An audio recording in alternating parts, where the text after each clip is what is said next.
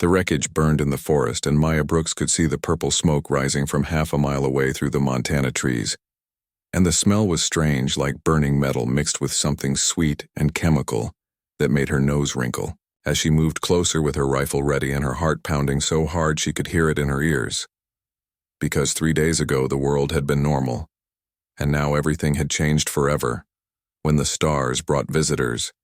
and not the friendly kind that people always hoped for in movies and books. She had been on patrol near the Canadian border when the orders came through telling her to investigate the crash site alone because they did not know what they would find, and they needed someone careful and someone brave, and Maya supposed she was both of those things, even though right now she felt more scared than brave, as she pushed through the pine branches and stepped into the clearing where the alien ship had come down hard enough to tear a scar through the earth 50 feet long. The vessel looked organic somehow, with curves instead of straight lines, and the metal or whatever it was made from seemed to shimmer, even though half of it was melted and twisted from the crash. And the heat of re-entry, and Maya had seen plenty of aircraft wreckage in her 6 years of military service, but nothing like this, because this was truly and completely alien in every sense of the word. She found the woman collapsed against a piece of the hull that had been torn away during impact, and Maya almost fired her rifle in pure shock,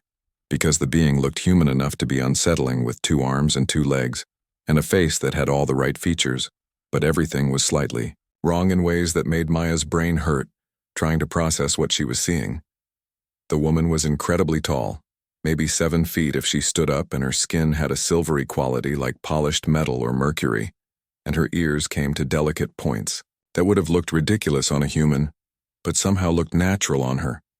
And most striking of all were her eyes, which opened as Maya approached and locked onto her with violet irises that seemed to glow with their own inner light. Next to the woman lay a small creature no bigger than a house cat, with scales that looked like storm clouds, and tiny wings folded against its body, and smoke drifting from its nostrils in thin wisps, and Maya realized with a start that this was a dragon, or at least something very much like the dragons from old stories and legends. The alien woman tried to stand when she saw Maya approaching, and her hand reached for something at her belt that might have been a weapon, but her strength gave out halfway through the movement, and she collapsed back against the metal with a sound that needed no translation, because pain sounded the same in any language. Maya could see the dark blood seeping through the torn fabric of the woman's clothing and the way her chest heaved with each breath, and most of all she could see the desperate hunger in those violet eyes as they fixed on the canteen hanging from Maya's belt, and then moved to the pack on her shoulders. How long had this woman been here in the wreckage without food or water? And how long had she been running before the crash, and what kind of desperation drove someone to cross the stars, only to end up bleeding and starving in a forest on an alien world? Maya made a decision that she knew might get her court-martialed or worse, but she could not just stand there and watch another living being suffer when she had the means to help. So she slowly lowered her rifle and held up her hands to show they were empty, and then she unslung her pack and opened it carefully, while the alien woman watched with an intensity that made Maya's skin prickle. Inside the pack were standard military rations, including energy bars that tasted like cardboard, but provided calories and nutrients, and Maya pulled one out and carefully unwrapped it, and the sound of the wrapper crackling seemed incredibly loud in the quiet clearing. The alien woman's breath caught, and her whole body went rigid as Maya broke the bar in half and held out one piece with her hand extended as far as it would go, and for a long moment neither of them moved, and Maya wondered if she had made a terrible mistake. Then the woman reached out with fingers that were too long and too graceful to be human, and took the offered food with a touch so gentle it was barely there, and she brought it to her lips and hesitated, as if afraid it might disappear like a dream. When she finally bit down and began to chew, Maya saw something in her expression that made her throat tight, because this was not just hunger being satisfied, but something deeper and more profound, like hope being rekindled in a heart that had given up. What happened next shocked Maya so completely that she almost dropped the other half of the energy bar, because the alien woman began to cry with tears streaming down her silver cheeks and her whole body shaking with sobs that sounded almost musical. And before Maya could react, the woman pressed her forehead to the ground in front of Maya's. Boots words spilled from the woman's mouth in a language that sounded like wind chimes mixed with distant thunder, and Maya did not understand a single syllable, but she understood the meaning behind them because gratitude was universal, and this woman was thanking her with every fiber of her being for the simple act of sharing food. The small dragon creature woke up and crawled over to its companion, making a soft keening sound that tugged at something in Maya's chest. And the woman gathered the dragon close with one arm while still clutching the energy bar in her other hand, like it was the most precious thing in the universe. Maya knelt down slowly so she would not seem threatening, and she placed the other half of the energy bar on the ground between them along with her canteen of water. And the woman looked at her with those glowing violet eyes, and Maya saw recognition there of what this gesture meant. The woman took the water and drank in small, careful sips and fed tiny pieces of the energy bar to her dragon companion, who ate them eagerly and gradually. The desperate edge faded from both their expressions, replaced by exhaustion and relief. Maya spoke, even though she knew the woman could not understand her words, but maybe she would understand the tone, because tone carried meaning that transcended language barriers. She told the woman that she was safe now, and that Maya would help her, and that everything would be okay, even though Maya had no idea if that was true. And the woman listened, and something in her expression softened. The dragon made a chirping sound, and smoke curled from its nostrils in lazy spirals, and the woman stroked its scales with obvious affection, and Maya realized that, whatever else this alien being might be, she was someone who loved and cared for another creature, and that made her more human than many humans. Maya had known. Maya pulled out her radio to call for medical evacuation and backup, because this was way beyond what one soldier could handle alone. But before she activated it, the woman reached out and touched her hand with those long, elegant fingers.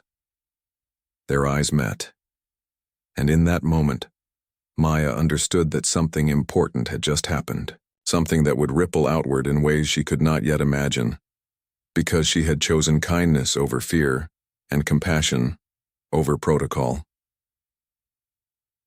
The woman spoke again in her musical language, and this time Maya thought she caught something that might have been a name or a title, and the woman pointed to herself and then to the dragon and then to Maya, as if trying to establish some kind of connection. Maya pointed to herself and said her name clearly, and the woman repeated it with a pronunciation that was almost right. And then the woman pointed to herself and said something that sounded like Lyrelei. Maya repeated it as best she could, and the woman's expression brightened slightly, and she pointed to the dragon and said what sounded like Ember. So now they had names, and that felt important somehow, like the first step in building something that transcended the vast gulf between their species. Maya activated her radio and called in the situation, using calm, professional language even, though inside she was anything but calm, because she had just made first contact with an alien species and shared her lunch. And somehow that simple act felt like it meant more than she could possibly understand. As they waited for the evacuation, Helicopter Maya sat with Lyrelei and Ember in the clearing, surrounded by the wreckage of an alien ship, and watched the sun move across the sky, and neither of them spoke, because words were not necessary. What Maya did not know, and could not have known, was that this moment of kindness would change the course of human history, and that the starving alien woman she had helped would become one of humanity's greatest allies in a war that was coming, whether they were ready for it or not. Sometimes, the smallest gestures carried the greatest weight, and sometimes sharing food with a stranger was the beginning of something extraordinary. The underground facility beneath Cheyenne Mountain had become home to the most important secret in human history, and Lyrelei stood before a group of military leaders and scientists who watched her with expressions that mixed fear and fascination in equal measure, while Ember sat coiled at her feet with golden eyes that tracked every movement in the room. 3 days had passed since Maya found them in the forest, and in those 3 days the world had learned that humanity was not alone in the universe, and that knowledge had sent shockwaves through every government and every population center as people struggled to understand what this meant for their future. The neural translator was a crude device that the scientists had built in 72 frantic hours of non-stop work, and it sat like a silver band around Lyrelei's forehead, converting her musical language into words that humans could understand, even though the translation was imperfect, and sometimes the meaning got lost between species. Commander Helen Price sat at the head of the conference table with her hands folded and her expression giving nothing away. while Dr. Sophie Turner, the linguist who had helped build the translator, watched Lyra Lee with the intensity of someone trying to solve an impossible puzzle. Lyra Lee had recovered much of her strength thanks to medical care and proper food, but there was a haunted quality to her violet eyes that spoke of losses too deep for any medicine to heal, and when she began to speak, the room fell silent because everyone understood they were about to hear something that would change everything. She told them her name was Lyra Lee Moonwhisper, and that she was the crown empress of the Silvery Dominion, and that her people had ruled 12 star systems for 3,000 years, building a civilization based on honor and art, and the sacred bonds between the Silvari and their dragon companions. The Silvari had been masters of technology that humans could barely imagine, with ships that crossed the vast distances between stars in days instead of years, and weapons that could crack planets and medical science that had conquered death from disease and aging. But none of that had been enough when the Cravath swarm came from the dark spaces between galaxies like a plague of locusts that consumed everything in their path. The Cravath were not like the Silvari or humans, because they had no individuals and no art and no culture beyond the endless hunger to consume and expand and grow. And they moved through space in vast hive fleets that stripped worlds bare of resources and left nothing but dead rocks behind. System by system, the Dominion had fallen despite all their advanced technology and all their courage, because the Cravath did not fear death, and for every ship destroyed 10 more appeared to take its place, and the swarm never stopped, and never slowed, and never showed. Mercy Lyra Lee's voice remained steady as she described the fall of her civilization, but Maya, who stood guard by the door, could see the pain beneath that calm exterior, and could imagine what it cost to speak these words. The Battle of Crystalline Gates had been the turning point where Lyra Lee's parents, the Emperor and Empress, had led the defense of the core worlds, and they had fought with everything they had.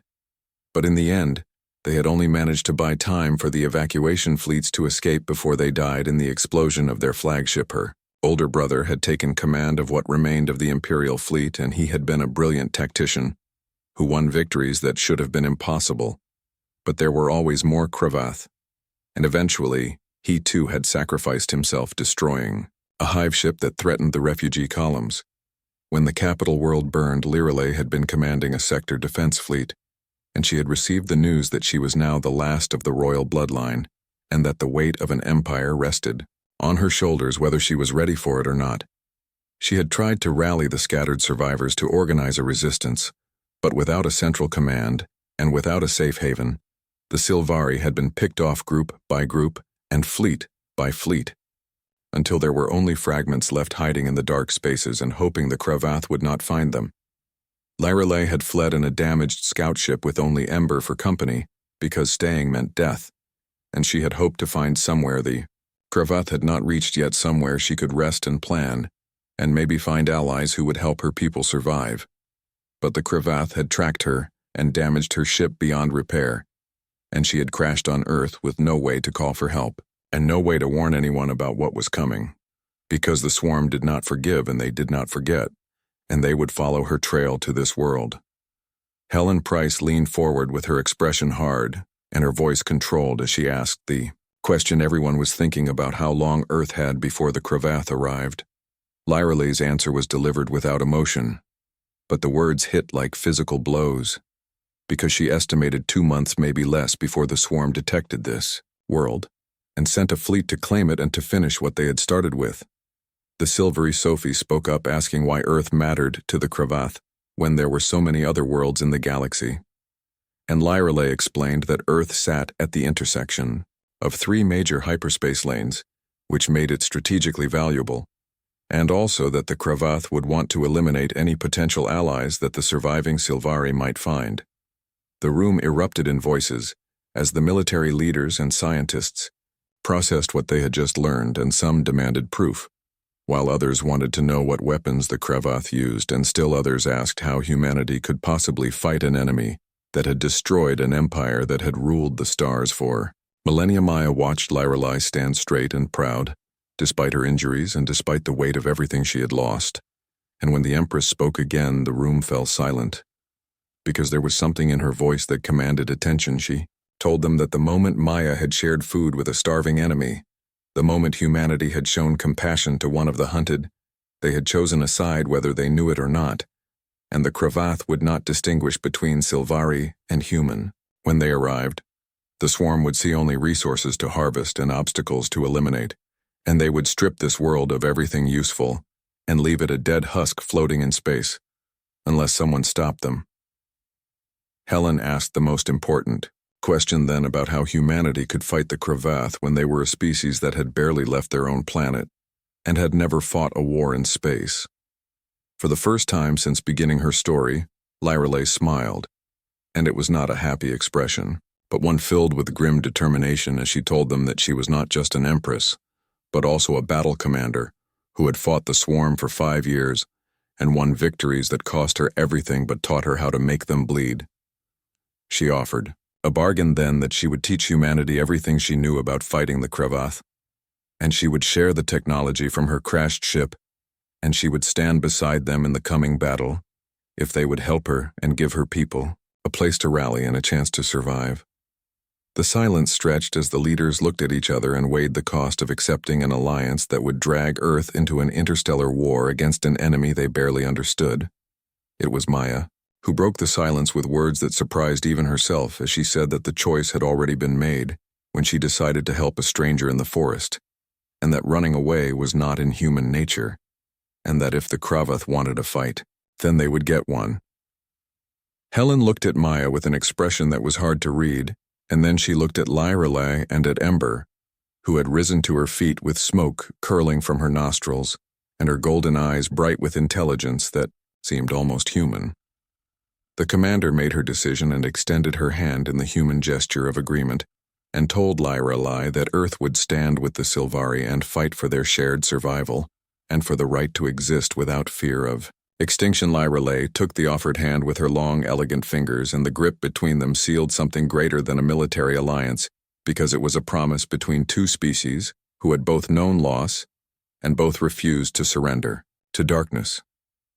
Sophie asked what they should call this alliance, and Lyrelay spoke a word in her own language that the translator rendered as those who stand together and who defy the dark, and it seemed appropriate for what they were about to attempt. The meeting continued for hours as they discussed logistics and strategies and timelines,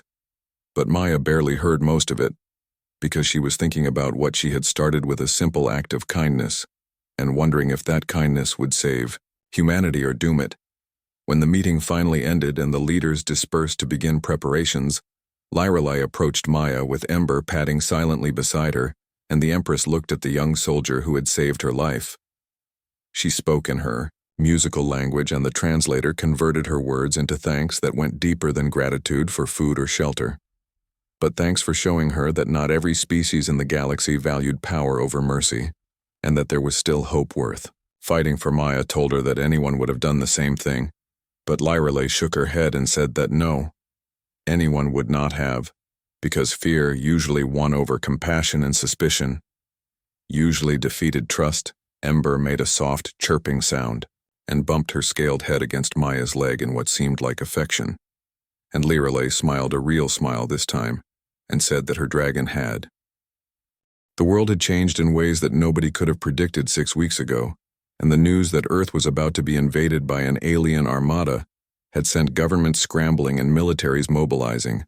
while populations swung between panic and determination as they tried to understand what was coming for them.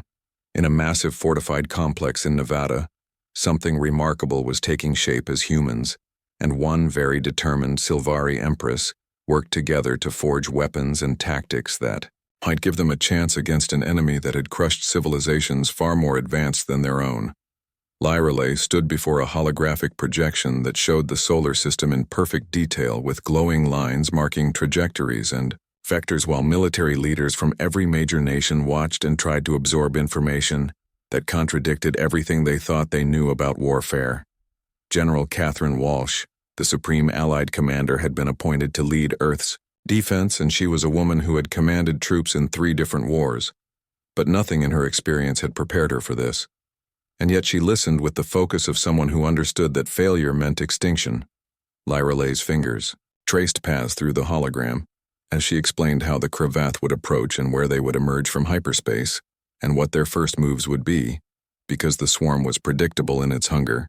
and that predictability was one of the few advantages humanity possessed. Admiral Lisa Grant interrupted with frustration in her voice, asking what good it did to know where the enemy would appear when humanity's weapons were designed to fight other humans and not alien biomechanical ships that could regenerate damage. Lyralay's smile was sharp and knowing,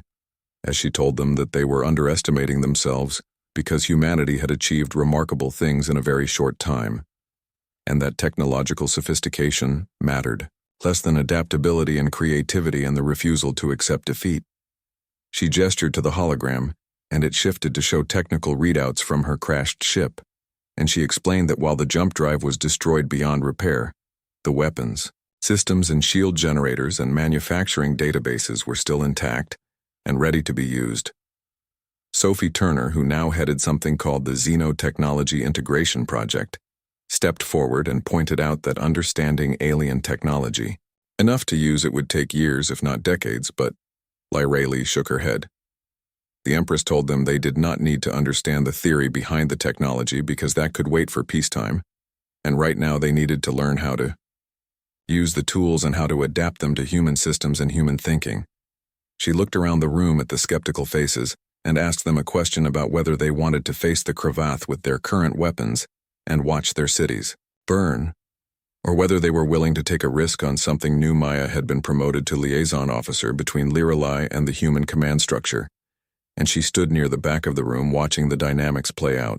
and she could see the moment when the resistance broke and the leaders accepted that they had no choice but to try. What followed was 6 weeks of the most intense preparation in human history, as shipyards from California to China worked around the clock to retrofit spacecraft with weapons that should not have been possible, and fighter pilots trained in simulators that taught them to think in 3 dimensions instead of 2, ground forces drilled with energy weapons that could punch through tank armor like paper, and engineers struggled to integrate Sylvari shield technology with human hull designs, and everywhere people worked with the knowledge that time was running out. Lyralee was at the center of it all, teaching and training and pushing humans to their limits because she knew what the Cravath were capable of, and she knew that anything less than perfection would result in defeat. Maya watched her train with Colonel Rebecca Stone in hand-to-hand combat, and the 2 women moved in a blur of motion that blended Sylvari martial arts with human fighting styles and created something new and deadly. Ember had grown in the past weeks and was now the size of a large horse with scales that gleamed like polished steel and intelligence that continued to increase as she bonded more deeply with both Lyralee and the humans around her. The dragon participated in flight training exercises, breathing controlled bursts of flame that taught pilots how to coordinate with an organic weapon system, and her presence boosted morale in ways that surprised everyone, because there was something inspiring about having a dragon on your side. Maya spent hours each day working directly with Lyralee, and she learned that beneath the imperial bearing and the warrior's discipline was someone who had lost everything and was fighting as much for revenge as for survival. One evening after a particularly brutal training session, Maya found Lyralee alone on an observation deck looking out at the stars, and Ember was curled beside her with her head resting on her front paws. Maya joined them without asking permission, and they sat in silence for several minutes before Lyralee spoke about how strange it was to be on a world where the night sky looked completely different from the one she had known as a child. She talked about her homeworld with its 3 moons and purple oceans and cities that floated in the sky held aloft by technology, so advanced it seemed like magic. And Maya listened and tried to imagine what it must be like to know that all of that was gone forever. Lyralee asked Maya why she had shared her food that day in the forest, when it would have been safer and smarter to simply capture or kill an unknown alien. And Maya thought about the question carefully before answering. She said that she had seen hunger and desperation in Lyralee's eyes, and that she had recognized suffering that transcended species because pain was universal, and so was the need for kindness. The Empress was quiet for a long moment, and then she said something that Maya would remember for the rest of her life, about how her civilization had ruled for 3,000 years through superior technology and military might. But they had forgotten that true strength came from compassion and connection. She said that the Cravath had defeated the Sylvari, not because they were stronger, but because the Sylvari had become isolated and arrogant, and had no allies to call upon when the darkness came for them. But Earth was different because humanity instinctively understood something the Silvery had forgotten, which was that cooperation and unity were more powerful than individual strength. Ember lifted her head and made a sound that was almost like agreement, and smoke drifted from her nostrils in lazy patterns as Lyrelei stroked her scales. Maya asked if Lyrelei thought they had a chance against the Cravath, and the Empress turned to look at her with those glowing violet eyes and said that chance was not something they could afford to worry about, because they would fight regardless of the odds. She said that every species faced a moment when they had to choose between submission and resistance, between accepting extinction or fighting for survival, and that Earth's moment was coming in less than 2 weeks. Down in the training facilities and shipyards, the work continued without pause as humans pushed themselves beyond what they thought possible, because the alternative was unthinkable. New weapons were tested and refined as Silvery energy systems were married to human engineering in ways that created hybrid technology neither species could have developed. Alone, fighter pilots logged hundreds of hours in simulators that threw impossible scenarios at them, until the impossible became merely difficult, and the difficult became routine ground forces, practiced coordinating with orbital support, and learning to fight an enemy that could come from the sky without warning. Sophie made a breakthrough in understanding the Silvari manufacturing systems, and suddenly production rates tripled as automated factories began churning out weapons and armor at speeds that seemed miraculous. Catherine assembled a command structure that integrated human and Silvery tactical knowledge, creating strategies that played to the strengths of both species while minimizing their weaknesses. Lisa oversaw the transformation of Earth's orbital defense network from something designed to track satellites and debris into a weapons platform that could engage targets moving at relativistic speeds. And through it all, Lyrelei drove them forward with an intensity born of experience because she had seen what happened to civilizations that were not ready when the swarm arrived. Maya watched as bonds formed between human soldiers and their Silvery commander, based not on species or culture but on shared purpose and mutual respect. She saw pilots who had been terrified of Ember now, treating the dragon like a lucky mascot and rubbing her scales for good fortune before missions. She saw scientists who had doubted the possibility of reverse engineering alien technology now working side by side with Silvari databases and achieving things they had thought impossible. She saw generals who had been skeptical of taking orders from an alien now following Lyrelei's tactical advice without question, because she had proven herself through competence and dedication. The alliance that had begun with a shared meal in a forest clearing had grown into something stronger and deeper, as two species learned to trust each other and work together toward a common goal. On the final day before the Cravath were expected to arrive, Lyrelei gathered all the key personnel in the main briefing room, and she stood before them with Ember at her side and Maya could see. The Cravath came like a nightmare made real as thousands of biomechanical ships tore through the fabric of space and emerged at the edge of the solar system in a swarm so vast it blocked out the stars, and their vessels pulsed with organic life, wrapped around machinery that defied human understanding. On the bridge of the Phoenix Rising, which had been a cargo hauler 2 months ago, and was now the flagship of Earth's defense fleet, Catherine Walsh gripped the command rail as tactical displays, lit up with so many hostile contacts that the computers struggled to count them all. Lyrelei stood beside her with Ember coiled around her shoulders, and the dragon had grown large enough now that her presence was both comforting and intimidating, while her golden eyes tracked the approaching swarm with predatory focus. The Empress watched the enemy formation with an expression that revealed nothing, but Maya, who had earned a place on the bridge as tactical liaison, could see the tension in Lyrelei's posture and knew she was remembering other battles against this same enemy. Lyrelei spoke calmly, identifying the formation as a standard harvester pattern, which meant the Cravath expected no real resistance and were planning to simply overwhelm Earth's defenses through sheer numbers. Catherine asked if that arrogance could be used against them, and Lyrelei's smile was cold as she confirmed that the Cravath's predictability was their weakness because they had crushed so many civilizations that they no longer expected to be surprised. The general gave the order that every ship in the fleet had been waiting for and told them to execute Operation Rising Phoenix and to hit the swarm with everything they had. What happened next would be talked about for generations as human spacecraft that had been hidden throughout the solar system,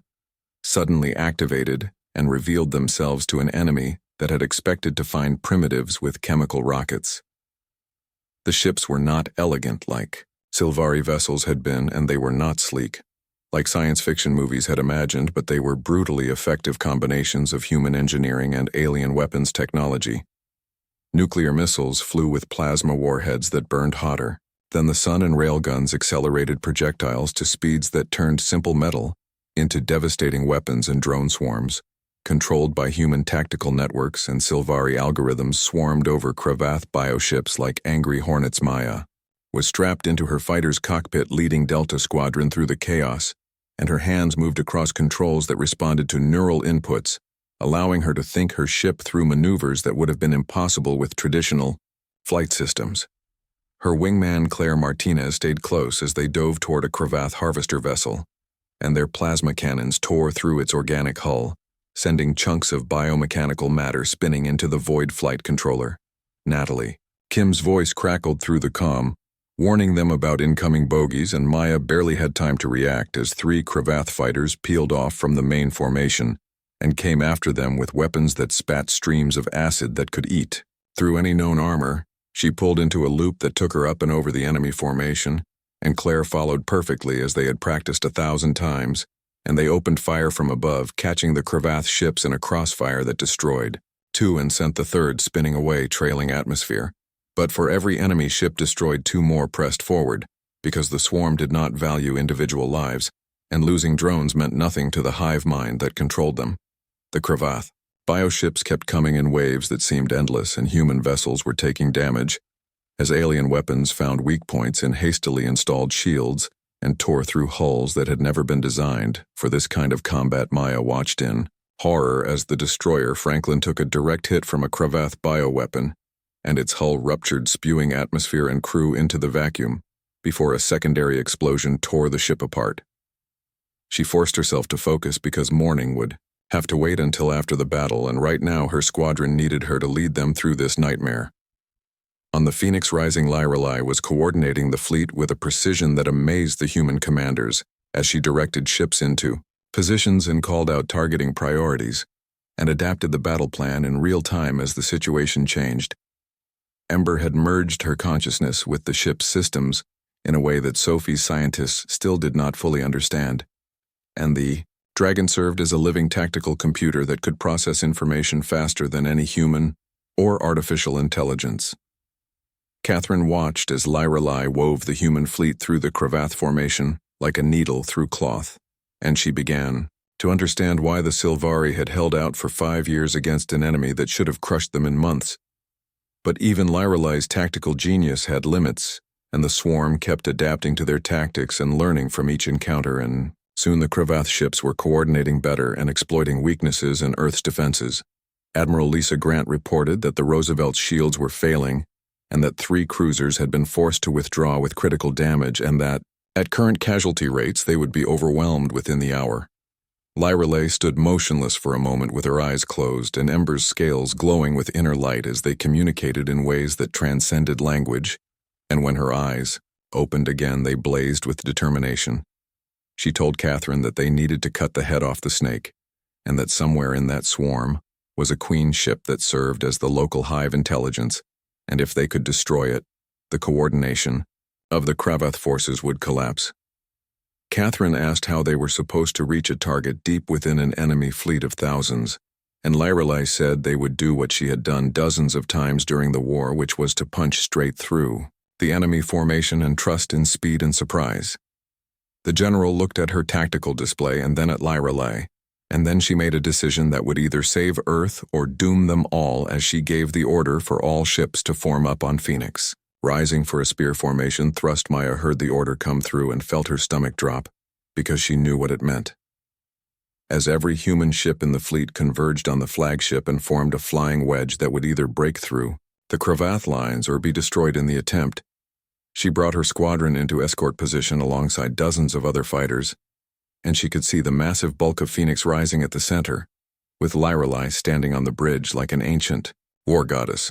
The fleet accelerated as one and plunged into the heart of the swarm with weapons firing in all directions, and shields flaring under impacts that would have destroyed any ship not equipped with Sylvari defensive technology. Cravath vessels swarmed around them trying to block their path, but human pilots fought with desperate courage, holding the formation together, even as ships took damage and fell away. Maya's fighter shuddered under a hit that nearly tore off her port wing, but she compensated and kept flying because stopping meant death for everyone. She watched as the cruiser Denver took 3 direct hits protecting Phoenix Rising's flank, and the ship's captain gave the order to abandon. But there was no time, and the Denver exploded, taking 2 Cravath bioships with it. The sacrifice opened a gap in the enemy formation, and Phoenix Rising surged through with Lyrelai directing every weapon on the flagship toward a massive vessel ahead that pulsed with sickly green light. Catherine asked if that was the Queen ship, and Lyrelai confirmed it with a voice that was steady despite the chaos, and ordered all forward batteries to concentrate fire on that single target. The Phoenix Rising's main weapon was a marvel of combined human and Sylvari engineering that channeled enough power to light a small city, and when it fired, the beam of coherent energy lanced across space and struck the Queen ship dead center. For a heartbeat, nothing happened, and Maya thought they had failed. But then the Queen ship began to convulse as its organic components died, and its hive intelligence fragmented and shut down. The effect rippled outward through the Cravath fleet like a wave, as ships that had been moving with perfect coordination suddenly became confused and started colliding with each other and breaking formation. Lyrelai's voice rang out across all channels, ordering the human fleet to press the advantage and show the swarm what it meant to fight those who refused to be prey. The battle turned in that moment as human ships that had been struggling to survive suddenly found themselves facing an enemy in disarray, and they struck back with renewed fury. Maya led her squadron through the chaos, taking out Cravath ships that were too confused to defend themselves properly, and she felt a savage joy that they were winning. But victory came at a terrible cost, as casualty reports scrolled across tactical displays, showing ships destroyed and pilots lost and brave people who had given everything to defend their world. The Cravath fleet began to retreat as individual ship intelligences decided to flee rather than die, and they scattered in all directions, trying to reach hyperspace transition points where they could escape. Catherine wanted to pursue, but Lyrelai advised against it, saying that the surviving Cravath ships would report back to the main swarm, and that Earth needed to use this time to rebuild and prepare for the next attack. As the last enemy vessels vanished into hyperspace, the human fleet regrouped and took stock of what they had lost and what they had gained.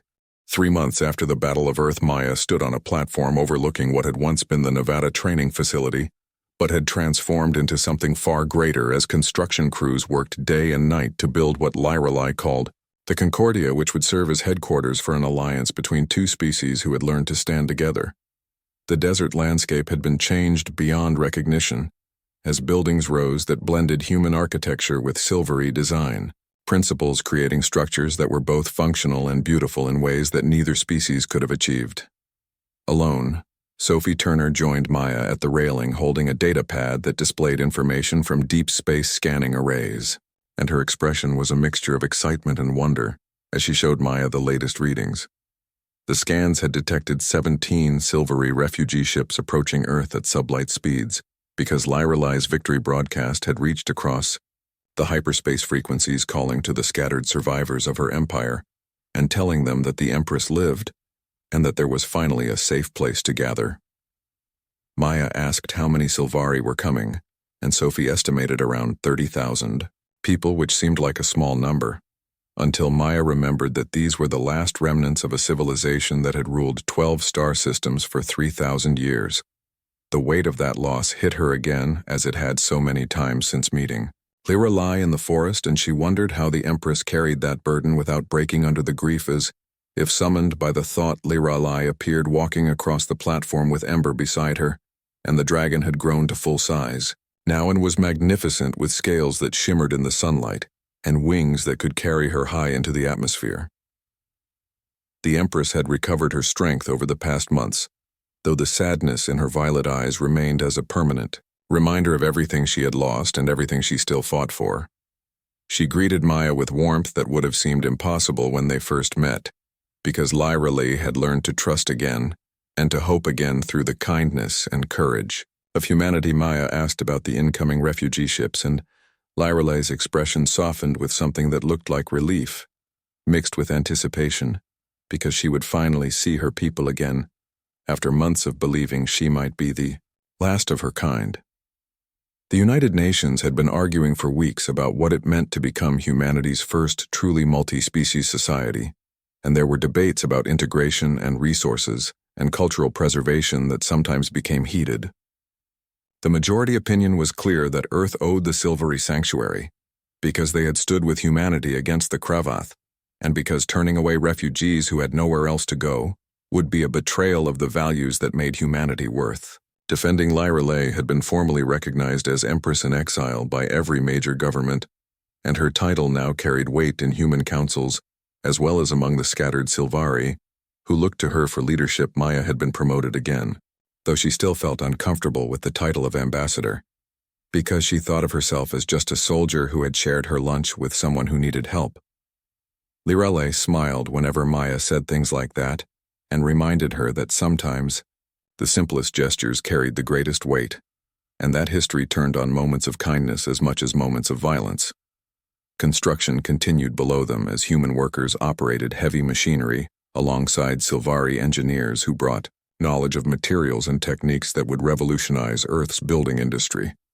The two species were learning from each other in countless ways, as Silvari shared technology that would accelerate human development by centuries, while humans brought fresh perspectives and creative solutions to problems the Silvari had stopped questioning.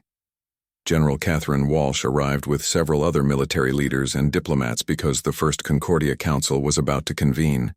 and this meeting would establish the formal structure of the alliance between Earth and the Silvari remnant. Catherine had become one of Lyra Lee's closest human allies during the battle, and the two women had developed a mutual respect that transcended species. As they worked together to build something that could withstand the next Kravath assault, Admiral Lisa Grant was there along with Colonel Rebecca Stone and dozens of other officers who had proven themselves during the desperate fight to save Earth, and who now formed the core of a military structure that integrated human and Silvari forces. Sophie had brought her team of scientists and linguists because the Concordia would also serve as a center for research and cultural exchange as two civilizations worked to understand each other better. Lyra Lee addressed the assembled leaders with Ember standing beside her like a living symbol of the bond between their peoples, and she spoke about what the Concordia represented. She said it was more than just a military alliance or a trade agreement, but a promise that neither species would stand alone against the darkness, and that they would face whatever came together as equals. The Silvari word for this kind of bond was Shalkara, which the translators rendered as those who stand together in defiance of darkness. But the meaning went deeper than any translation could capture. It described the relationship between people who had shared survival when death seemed certain, and who had chosen to trust each other when suspicion would have been safer. Catherine asked what the formal structure of the alliance would look like, and Lyra Lee suggested a council system where both species had equal representation, and where decisions required consensus, rather than majority rule.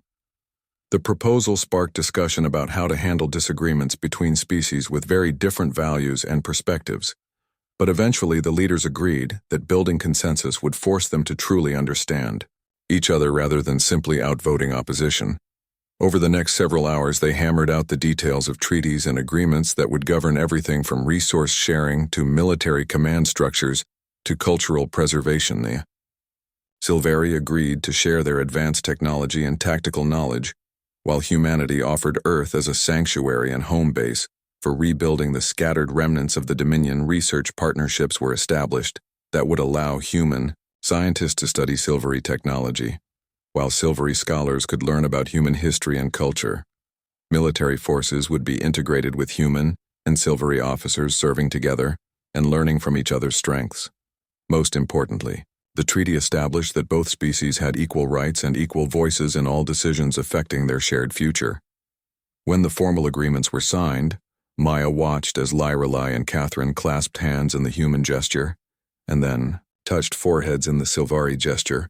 creating a moment that symbolized the bridging of two very different cultures. That evening, Maya found Lyrelei on an observation deck watching the sun set over the desert, while Ember rested nearby with her, eyes half closed in contentment. The Empress invited Maya to sit, and they watched the sky turn orange and purple and gold in silence for several minutes before Lyrelei spoke. She thanked Maya again, not just for the food in the forest, but for everything that had followed, because that simple act of kindness had given her a reason to believe that compassion still existed in a galaxy that had shown her mostly cruelty. Maya told her that any decent person would have done the same thing. But Lyrelei shook her head and explained that fear usually defeated compassion, and that Maya had chosen to see past the alien appearance to the person underneath. She said that choice had saved both their peoples, because if Maya had turned away or attacked that day in the forest, then Lyrelei would have died and Earth would have faced the Cravath alone.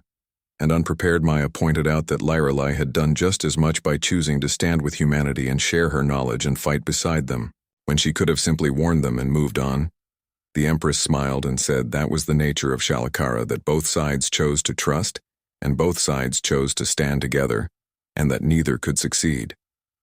Alone, Ember lifted her head and made a sound that was almost like agreement, and smoke drifted from her nostrils in lazy patterns as both women reached out to stroke her scales. Maya asked if Lyrelei thought they would win in the long run against the Cravath swarm, and the Empress considered the question seriously before answering. She said that winning might mean different things than they expected, because the Cravath were too vast to be completely destroyed, but they could be fought and resisted and denied easy victories. Earth and the Sylvari together could create a force that would make the swarm pay dearly for every world they tried to take, and eventually the cost might become too high for even the hive mind to accept. But beyond that, Lyrelei believed they had already won something more important, which was the proof that cooperation and compassion were stronger than hunger and hate. The Sylvari had failed because they fought alone and trusted no one, but humanity had succeeded because they reached out to a stranger and offered help without expecting anything in return. That difference would determine the future of both species, because alliances built on trust were stronger than empires built on force. As darkness fell and stars began appearing in the sky, Maya thought about how much had changed since that day in the Montana forest when she found a dying woman and her dragon.